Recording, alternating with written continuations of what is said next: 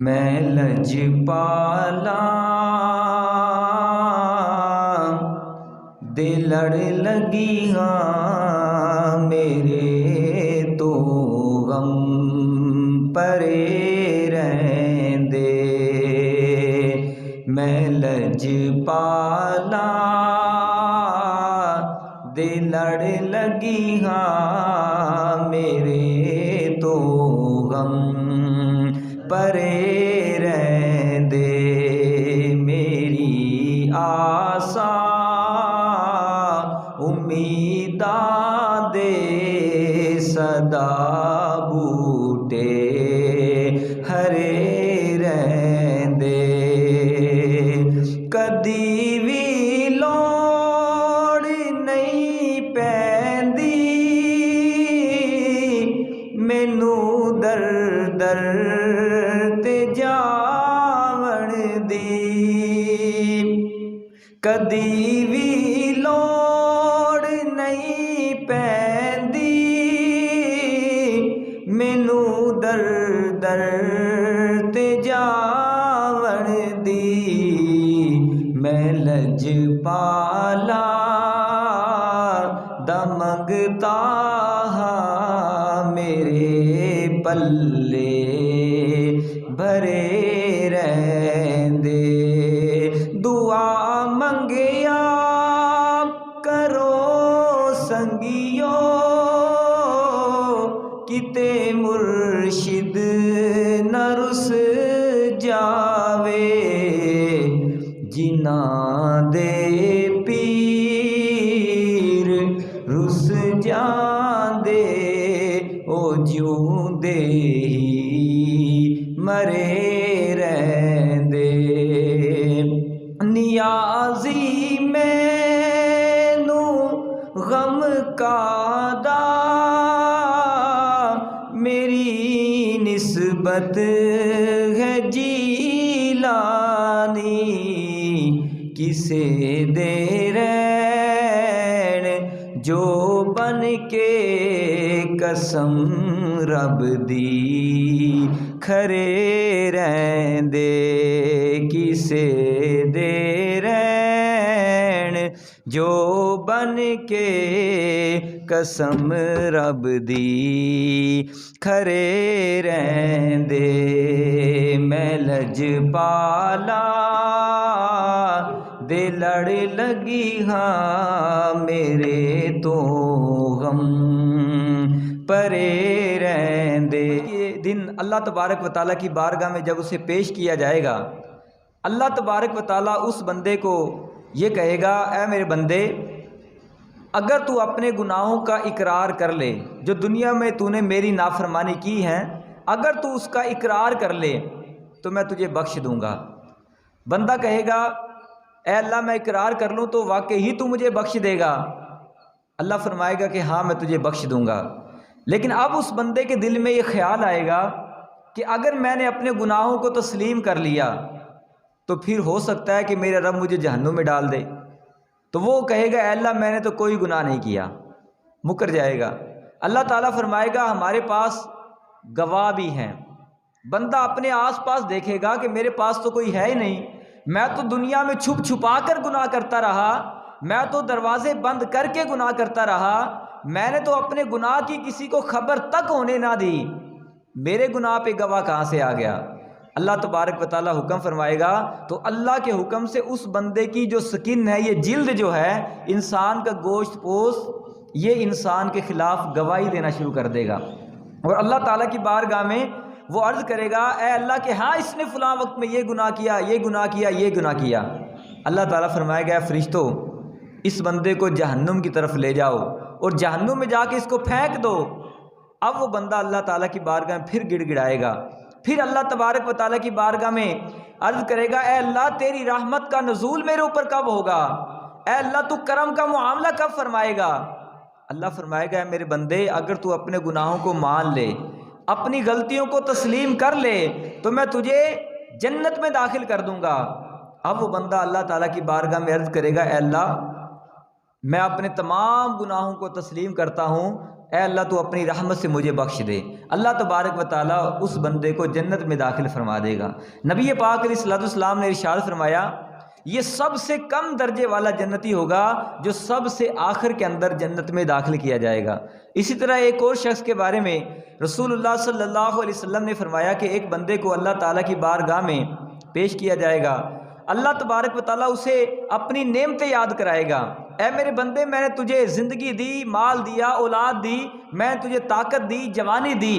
ہر نعمت کو اللہ تعالیٰ گنوائے گا۔ وہ بندہ قبول کرے گا، اے اللہ ہاں تو نے میرے اوپر یہ بھی انعام کیا، اے اللہ یہ بھی تو نے کرم کیا۔ اب اللہ تبارک و تعالیٰ اس بندے سے کہے گا کہ تو لوگوں سے تو چھپ جاتا تھا لیکن تو میری حیا نہیں کرتا تھا، کہ تو اس بات سے چھپ جاتا کہ لوگ مجھے دیکھ نہ لیں، چھپ کے گناہ کرتا تھا، لیکن تجھے یہ نہیں پتا تھا کہ اللہ تبارک و تعالیٰ تیرا رب ہے اور وہ تو دلوں کی بھید کو بھی جانتا ہے۔ وہ بندہ شرمندہ ہوگا اور کہے گا اے اللہ میرے اوپر بدبختی غالب آ گئی، میرے اوپر بدبختی غالب آ گئی۔ اب انسان کہے گا اے اللہ تو مجھے اپنی رحمت سے داخل جنت فرما دے۔ اللہ فرمائے گا دنیا کے اندر تیرے پاس میرے جو احکامات آئے تو نے ان احکامات کے اوپر عمل نہیں کیا، الٹا تو میری نافرمانی ہی کرتا چلا گیا۔ وہ کہے گا اے اللہ تو میرا نامہ اعمال مجھے دکھا۔ اللہ تبارک و تعالیٰ اس کا نامہ اعمال اس کے سامنے کرے گا۔ جب وہ اپنے نامہ اعمال کو دیکھے گا، ہر چھوٹے سے چھوٹا گناہ اور بڑے سے بڑا جرم اس کے اندر لکھا ہوگا۔ اب بندہ جب اپنے نامہ اعمال کو اس طرح نظر کرے گا، نظر کرتے ہی انسان کے پسینے چھوٹ جائیں گے، جسم سے ایک کپ کپی طاری ہو جائے گی، شرمندہ ہوگا کہ اب میں کیا کروں، میرے پاس تو کوئی بہانہ ہی نہیں ہے۔ پھر کیا کہے گا؟ کہے گا اے اللہ یہ فرشتوں نے غلط لکھا ہے، میں نے تو یہ گناہ ہی نہیں کیے۔ اللہ تبارک و تعالیٰ فرشتوں کو بلائے گا، کرامن کاتبین جو ہمارے لکھنے والے فرشتے ہیں ان کو بلائے گا، اے فرشتوں یہ بندہ کہہ رہا ہے کہ تم نے یہ غلط لکھے ہیں۔ فرشتے کہیں گے کہ اللہ تیری عزت و جلال کی قسم تو جانتا ہے کہ جو اعمال یہ کرتا رہا ہم نے وہی لکھے ہیں۔ وہ بندہ کہے گا اے اللہ یہ فرشتے تو تیرے بندے ہیں، تو یہ گواہی میرے خلاف ہی دیں گے، ان کی گواہی میں نہیں مانتا۔ اللہ تبارک و تعالیٰ فرمائے گا اور ہم ایک اور گواہ پیش کرتے ہیں۔ وہ بندہ کہے گا اور گواہ کہاں سے آ گیا؟ اللہ تبارک و تعالیٰ اس کی زبان کو حکم دے گا کہ اے میرے بندے کی زبان تو گواہی دے اور حق اور صداقت کے ساتھ گواہی دے کہ دنیا میں یہ کیا کرتا رہا۔ اب اس کی زبان جو ہے وہ اس کے خلاف گواہی دے گی، لیکن وہ بندہ کہے گا اے اللہ یہ زبان تو دنیا میں بھی میری دشمن تھی، دنیا میں بھی یہ بک بک کرواتی تھی، اس زبان کی گواہی بھی میں نہیں مانتا۔ اللہ تعالیٰ پھر اس کے ہاتھوں کو حکم دے گا، اس کے ہاتھ اس کے خلاف گواہی دیں گے، تو بندہ کہے گا اے اللہ تیرا ہی قانون ہے کہ دو گواہ ہونے چاہیے، ابھی تو ایک گواہ آیا ہے۔ پھر اللہ تبارک و تعالیٰ اس کے پاؤں کو حکم دے گا تو اس کے پاؤں اس کے خلاف گواہی دیں گے کہ اے اللہ اس نے یہ گناہ کیا، فلاں جگہ پہ چل کے گیا، گناہ کے اڈے کی طرف چلا گیا، اس کے ہاتھ اور اس کے پاؤں جو ہیں اس کے خلاف گواہی دیں گے۔ پھر اللہ فرمائے گا اے میرے بندے اگر تو مان جائے کہ تو نے میری نافرمانی کی ہے، تو قبول کر لے تو میں تجھے بخش دوں گا۔ وہ کہے گا اے اللہ تیری عزت کی قسم میں اپنے گناہوں کو قبول کرتا ہوں، اے اللہ دنیا میں تیری نافرمانی کرتا رہا۔ اللہ فرمائے گا اے میرے فرشتوں میرے بندے کو میری رحمت سے جنت کے اندر داخل فرما دو۔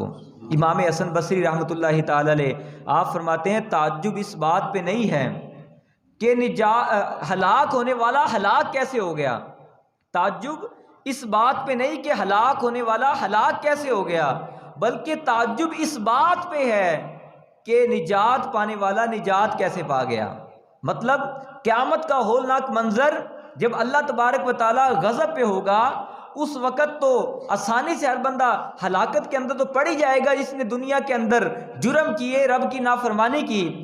تو ہلاکت میں پڑنا تو بالکل آسان ہے، اس بات پہ تعجب نہیں۔ فرمایا تعجب تو یہ ہے کہ اتنا سخت دن تھا اللہ کی ناراضگی والے دن سے، تعجب تو اس بندے کے اوپر ہے جو اللہ تبارک و تعالیٰ کی بارگاہ سے جنت کے اندر داخل ہو گیا۔ نجات پانے والا نجات کس چیز پہ پا گیا، اس بات کے اوپر تعجب ہے۔ اس لیے قیامت کا جو منظر ہے نا یہ بڑا ہی ہوش ربا منظر ہے، اور جب بھائی سے جان چھڑا رہا ہوگا، ماں اپنے بیٹے سے دور بھاگے گی، بیٹا اپنی ماں سے دور بھاگے گا، نفسا نفسی کا وہ عالم ہوگا، قیامت کا منظر۔ مفتی امجد علی اعظمی رحمۃ اللہ علیہ آپ نے بہار شریعت کے اندر کیسا خوفناک کھینچا ہے۔ آپ فرماتے ہیں جسم کے اعضاء جن کو ہم دنیا کے اندر قبروں میں دفن کر دیتے ہیں، اعضاء کو مٹی کھا جاتی ہے، فرمایا جسم کے اعضاء اگرچہ گل سڑ کے متفرق جگہ پہ پھیل چکے ہوں گے، جانوروں کی غذا بن چکے ہوں گے، مگر اللہ تبارک و تعالیٰ قیامت کے دن ان ایک ایک ذرے کو جمع کر کے انسان کو دوبارہ زندہ کرے گا۔ قیامت والے دن لوگ اپنی قبروں سے ننگے بدن، ننگے پاؤں اور ناختنہ شدہ نکلیں گے، کوئی پیدل، کوئی سوار، کوئی تنہا سوار، کسی سواری پر 2، کسی پہ 10، کسی پہ 20 افراد سوار ہوں گے۔ کافر کو منہ کے بل گھسیٹ کے رب کی بارگاہ میں پیش کیا جائے گا، کسی کو فرشتے کھینچ کر اللہ کی بارگاہ میں پیش کریں گے، اور کسی کے پیچھے آگ لگ کے اس کو میدان قیامت کی طرف گھسیٹ کر لے کر آئے گی۔ یہ میدان حشر جو ہے یہ ملک شام کی سرزمین پہ قائم ہوگا، جہاں آج ملک شام ہے وہاں پہ یہ میدان حشر قائم ہوگا۔ فرماتے ہیں زمین ایسی ہموار ہوگی کہ اگر رائی کا دانہ زمین کے دوسرے کونے پہ گر جائے تو دوسرے کونے سے آرام سے اس رائی کے دانے کو بھی بندہ دیکھ سکے گا، اتنی ہموار وہ زمین ہو جائے گی۔ اس دن زمین تانبے کی ہوگی، آفتاب 1 میل کے اوپر آ کے آگ برسا رہا ہوگا، اور آج بھی اگر ہم دیکھیں آج سورج ہم سے 4000 سال کی مسافت جتنا دور ہے، لیکن آج بھی جون جولائی کی جب گرمی آئے تو کیا ہوتا ہے، ننگے پاؤں سڑک پہ چلنا ہمیں دشوار ہو جاتا ہے۔ تو یاد رکھیں جب قیامت والے دن ہوگا، جب سوا نیزے پہ آ کے سورج آگ برسا رہا ہوگا، بھیجے کھولتے ہوں گے اور اس کثرت سے پسینہ نکلے گا کہ 70 گز زمین میں جذب ہو جائے گا، اور جو پسینہ زمین نہ پی سکے گی وہ پھر اوپر کو چڑھے گا، کسی کے گھٹنوں تک، کسی کے ٹخنوں تک، کسی کی کمر تک، اور کافر کے تو منہ تک چڑھ کے مثل لگام کے جکڑ جائے گا، جس میں کافی ڈبکیاں کھا رہا ہوگا۔ گرمی کی جو حالت ہوگی، وہ پیاس کی جو حالت ہوگی، وہ محتاج بیان نہیں ہے۔ زبانیں سوکھ کر کانٹا ہو جائیں گی، بعض کی زبانیں منہ سے نکل کر باہر آ جائیں گی، دل ابل کر گلے کو آ جائیں گے۔ ہر مبتلا بقدر گناہ تکلیف میں مبتلا ہوگا۔ جس نے چاندی سونے کی زکوٰۃ نہ دی ہوگی، اس کا مال خوب گرم کر کے اس کی کروٹوں اور پیشانیوں پر داغ کیا جائے گا۔ جس نے جانوروں کی زکوٰۃ نہ دی ہوگی، وہ جانور قیامت کے میدان میں اس بندے کو لتاڑ کر اس کے سینگے اور لاتے مارتے ہوئے نظر آئیں گے۔ جب سب اسی طرح گزر جائیں گے پھر واپس آ کے دوبارہ اسی طرح کرتے رہیں گے یہاں تک کہ لوگوں کا حساب مکمل ہو جائے گا۔ ایک تو اس طرف اتنی مصیبتیں اور پریشانیاں، اس کے باوجود کوئی پرسان حال نہیں ہوگا۔ آج جون جولائی کی جب گرمی ہوتی ہے نا، بندہ پریشانی کے اندر مزدوری کر کے آتا ہے، گھر میں آتا ہے تو بچوں کی ماں یا بندے کی ماں یا اس کی اولاد پانی کا گلاس اس کو پیش کر دیتی ہے، بجلی نہ ہو تو کوئی پنکھا بھی کر دیتا ہے، ہماری پریشانی کے اندر کوئی پوچھ لیتا ہے۔ لیکن قیامت والے دن جب سوا نیزے پہ سورج آگ برسا رہا ہوگا، تانبے کی تپتی ہوئی زمین پہ، اس وقت انسان پسینے میں ڈبکیاں کھا رہا ہوگا، رب کریم کے قہار اور غضب کا ڈر بھی ہوگا۔ اس وقت کوئی کسی کا پرسان حال نہ ہوگا، بھائی بھائی سے الگ دور بھاگے گا، ماں باپ اولاد سے پیچھا چھڑائیں گے، بیوی بچے الگ جان چھڑائیں گے، ہر ایک اپنی مصیبت میں گرفتار، کون کس کا مددگار ہوگا۔ حضرت آدم علیہ السلام کو حکم ہوگا کہ اے آدم مجرموں کی صف کو الگ کر دیا جائے۔ سورہ یاسین میں بھی فرمایا نا وَامْتَازُوا الْيَوْمَ أَيُّهَا الْمُجْرِمُونَ، اے مجرموں الگ ہو جاؤ۔ اللہ تعالیٰ آدم علیہ السلام کو فرمایا گیا اے آدم مجرموں کی صف کو الگ کر دیا جائے۔ آدم علیہ السلام عرض کریں گے اے مولا کتنوں میں سے کتنوں کو الگ کر دوں؟ سنیے کان لگا کے، اللہ فرمائے گا اے آدم ہر 1000 میں سے 999 کو مجرموں کی صف کے اندر کھڑا کر دیا جائے۔ یہ وہ وقت ہوگا، یہ وہ وقت ہوگا کہ بچے غم کے مارے بوڑھے ہو جائیں گے، حمل والی کا حمل ساکت ہو جائے گا، لوگ ایسے دکھائی دیں گے گویا کہ وہ نشے میں ہیں، حالانکہ وہ نشے میں نہیں ہوں گے، لیکن اللہ کا عذاب بہت سخت ہے۔ غرض کس کس مصیبت کا بیان کیا جائے، 1 ہو 2 ہو 100 ہو 1000 ہو تو کوئی بیان بھی کرے، 1000 مصائب اور وہ بھی ایسے شدید کہ الامان الامان۔ یہ سب تکلیفیں 2-4 گھنٹے کی نہیں، 2-4 دن کی یا 2-4 ماہ یا 2-4 سال کی نہیں، بلکہ قیامت کا دن 50,000 سال کے برابر ہوگا۔ ابھی آدھے کے قریب گزر چکا ہوگا، اہل محشر اس وقت تک اسی حالت میں ہوں گے، پھر اپنے آپ کے آپس کے اندر وہ مشورہ کریں گے آخر کسی سفارش کو ڈھونڈنا چاہیے۔ تمام لوگ جمع ہو کے حضرت آدم علیہ السلام کے پاس جائیں گے اور عرض کریں گے، اے ابو البشر، اللہ نے آپ کو اپنے ہاتھوں سے، اپنے دست قدرت سے بنایا، آپ اللہ کی بارگاہ میں سفارش کریں کہ اللہ تعالی ہمیں اس دن سے نجات عطا فرما دے۔ آدم علیہ السلام فرمائیں گے، اذهبوا الی غیری، آج کسی اور کے پاس جاؤ، آج میں تمہاری کوئی مدد نہیں کر سکتا۔ پھر وہ جمع ہو کے نوح علیہ السلام کے پاس، موسیٰ علیہ السلام، ابراہیم علیہ السلام کے پاس، جناب عیسیٰ علیہ السلام کے پاس، تمام انبیاء کی بارگاہ میں جمع ہو کے استغاثہ کریں گے، فریاد کریں گے۔ صحیح بخاری کے اندر ہے کہ ساری نبیوں کے پاس قومیں، کافر بھی مسلمان بھی جمع ہو کر جائیں گے اور یہ عرض کریں گے کہ اگرچہ ہمارا رب ہمیں جہنم میں ڈال دے لیکن اس دن کی سختی سے ہمیں نجات دے دے۔ یعنی ابھی 25,000 سال کا دن گزرا ہے، اتنی گرمی بھی ہے، سختی بھی ہے، اور اتنا اللہ تبارک و تعالیٰ کا ڈر اور خوف بھی ہے۔ اس دن کی سختی اتنی ہوگی کہ لوگ تمنا کریں گے کہ اللہ بے شک ہمیں جہنم میں پھینک دے لیکن اس دن سے ہمیں نجات دے دے۔ لیکن پھر کیا ہوگا؟ تمام لوگ جمع ہو کے آمینہ کے لال محبوب رب ذوالجلال صلی اللہ علیہ وسلم کی بارگاہ میں آئیں گے۔ آپ یہ نہیں فرمائیں گے اذهبوا الی غیری، بلکہ آپ فرمائیں گے انا لہا انا لہا انا صاحبکم انا صاحبکم۔ فرمایا اب تم درست جگہ پہ آئے ہو، آ جاؤ میرے پاس، میں ہی تمہارا دوست ہوں، میں ہی تمہاری سفارش کرنے والا ہوں۔ مولانا حسن رضا خان رحمۃ اللہ فرماتے ہیں نا، کہیں گے اور نبی اذهبوا الی غیری، کہیں گے اور نبی اذهبوا الی غیری، میرے حضور کے لب پہ انا لہا ہوگا، ہزار جافدہ نرم پاؤں سے فریاد سن کے امتی کی دوڑتا ہوگا۔ میرے آقا صلی اللہ علیہ وسلم قیامت والے دن اپنے امتی کو دیکھ دیکھ کے اس کی سفارش کریں گے، سجدے کے اندر سر رکھیں گے اور اتنا لمبا سجدہ کریں گے، اللہ فرمائے گا ارفع راسک یا محمد، اے محمد اپنے سر کو اٹھائیے،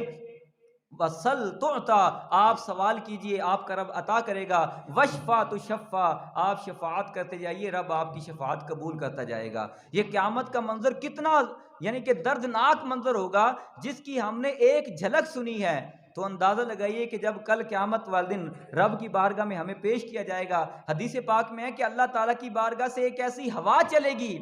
ہر بندے کا نامہ اعمال اس کے ہاتھ کے اندر آ جائے گا، کسی کے سیدھے ہاتھ میں، کسی کے الٹے ہاتھ کے اندر نامہ اعمال آ جائے گا۔ پھر وہ بندہ اپنے نامہ اعمال کو دیکھ کر اتنا پریشان ہوگا، آج چوکوں کے اندر بیٹھ بیٹھ کے ہم گپے لگاتے ہیں، فضول گفتگو کرتے ہیں، گندی باتیں، گالیاں، چغلی، غیبت، لوگوں کی عزتیں خراب کرنا، اور دھیان نہیں کرتے کہ ہمارا ایک ایک لفظ اللہ کے فرشتے لکھ رہے ہیں۔ کل قیامت والے دن ہوگا جب نامہ اعمال اس طرح سامنے ہوگا، بندہ دیکھے گا کہ اے اللہ یہ تو کچھ بھی نہیں چھوڑا گیا، ہر باریک سے باریک لفظ بھی اور ہر چھوٹی سے چھوٹی نیکی اور برائی اس کے اندر لکھ دی گئی۔ پھر بندہ کیا تمنا کرے گا یا لیتنی لم اوت کتابیا، اے اللہ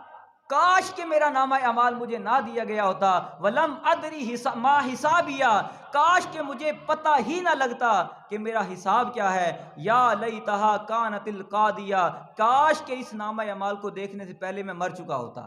آج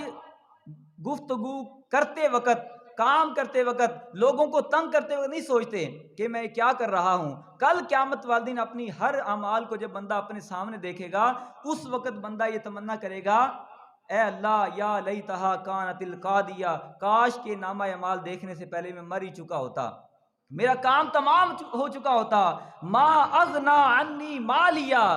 دنیا کے اندر جو مال رب نے دیا، دنیا کے اندر تو مال سے بندہ کام سارے بنا لیتا ہے، رشوتیں بھی دے دیتا ہے، جیل سے بھی چھوٹ جاتا ہے، ججوں کو پیسے دے کے بندہ اپنے پرچے ختم کروا دیتا ہے، لیکن قیامت والے دن بندہ خود کہے گا ما اغنا عنی مالیا، اتنا مال دنیا کے اندر تھا، دنیا میں جس کے اشارے سے سارے کام ہو جاتے تھے، کہے گا کہ آج کے دن میرا مال بھی میرے کسی کام نہیں آیا۔ قیامت والے دن بندے کا مال بھی اس کے کسی کام نہیں آئے گا۔ کیا کام آئے گا؟ قیامت والے دن تو انسان کے صرف اعمال ہی کام آئیں گے۔ کل قیامت والے دن انسان جب رب کی بارگاہ میں پیش کیا جائے گا، انسان کو رب تو دیکھ ہی رہا ہے، فرشتوں تو نامہ اعمال لکھ ہی رہے ہیں، اس کے علاوہ علماء فرماتے ہیں 6 گواہ انسان کے اوپر مزید پیش کیے جائیں گے۔ پہلا گواہ انسان کا ہوگا زمین، جس زمین کے اوپر انسان گناہ کرتا ہے۔ سورہ زلزال کی آیت نمبر 4 میں اللہ فرماتا ہے نا یومئذ تحدث اخبارہا، قیامت والے دن زمین اپنی خبروں کو نکال دے گی، وہ خبریں کیا ہیں؟ نبی پاک علیہ الصلوۃ والسلام نے فرمایا زمین کے اوپر چل کے کوئی اکڑتا تھا، کوئی گناہ کرتا تھا، کوئی بدکاری کرتا تھا، کوئی نیکی کرنے والا تھا، کوئی ذکر کرنے والا تھا، جس طرح کے اعمال اس زمین کے اوپر کیے ہوں گے، کل قیامت والے دن زمین بولے گی اور رب کی بارگاہ میں کہے گی اے اللہ اس نے میرے اوپر نیکی کی، اس نے اس جگہ نماز پڑھی، اس نے فلاں کام کیا، اس نے فلاں کام کیا۔ اور دوسرا انسان کا گواہ ہے رات اور دن۔ حدیث پاک میں روزانہ دن جب نکلتا ہے تو دن یہ اعلان کرتا ہے اے لوگو آج کے دن کوئی اچھا عمل کرنا ہے تو کر لو، فرمایا کل قیامت والے دن جو اعمال تم کرو گے ان اعمال کی گواہی میں رب کی بارگاہ میں پیش کروں گا۔ دن بھی گواہی دے گا، رات بھی گواہی دے گی، اور اسی طرح انسان کے کرامن کاتبین جو فرشتے ہیں یہ بھی انسان کی گواہی دیں گے کہ اس نے فلاں فلاں گناہ کیے۔ اور اسی طرح نامہ اعمال بھی انسان کا ایک گواہ ہے کہ اس کے اندر جو کچھ لکھا ہوگا وہ بھی ہمارے خلاف کل قیامت والے دن گواہی ہوگی۔ اور آخر کے اندر ہمارے اعضائے بدن، ہاتھ، پاؤں، کان، زبان، آنکھ، یہ سارے اعضاء قیامت والے دن رب کی بارگاہ میں ہماری گواہی دیں گے۔ قرآن پاک میں اللہ فرماتا ہے یوم تشہد علیہم السنتہم وایدیہم وارجلہم، کل قیامت والے دن اس کے ہاتھ، اس کے پاؤں گواہی دیں گے رب کی بارگاہ میں بما کانوا یعملون، جو اعمال دنیا کے اندر بندہ کرتا رہا تھا یہ ہاتھ، یہ پاؤں انسان کے خلاف رب کی بارگاہ میں گواہی دیں گے۔ تو اس لیے وہ قیامت والی جو پیشی ہے جو رب کی بارگاہ میں سب کو کھڑا کیا جائے گا، آج تو بندہ پولیس کے اگر بلاوا آ جائے تو بندہ چھپ بھی جاتا ہے، کل قیامت والے دن جب نام لیا جائے گا فلاں بن فلاں رب کی بارگاہ میں پیش ہو، تو قیامت والے دن تو بندہ چھپ کر کہاں جائے گا؟ قیامت والے دن بھاگ کے کہاں جائے گا؟ اگر بندہ نہ بھی جائے گا فرشتے گھسیٹ کے رب کی بارگاہ میں لے جائیں گے۔ تو ہمیں چاہیے کہ ہم قیامت والے دن کے اس ہولناک منظر کے لیے کچھ نہ کچھ تیاری کریں کہ ہمیں اپنے رب کے حضور میں کھڑا ہونا ہے، ہمیں 5 وقت کی نماز پڑھنی ہے، ہمیں قرآن کی تلاوت کرنی ہے، ہمیں اپنی زندگی اس انداز کے ساتھ گزار کے جانی ہے کہ ہمارا رب ہم سے راضی ہو جائے۔ اللہ تبارک و تعالی ہمیں موت کے آنے سے پہلے قیامت کی اور قبر کی تیاری کرنے کی توفیق عطا فرمائے۔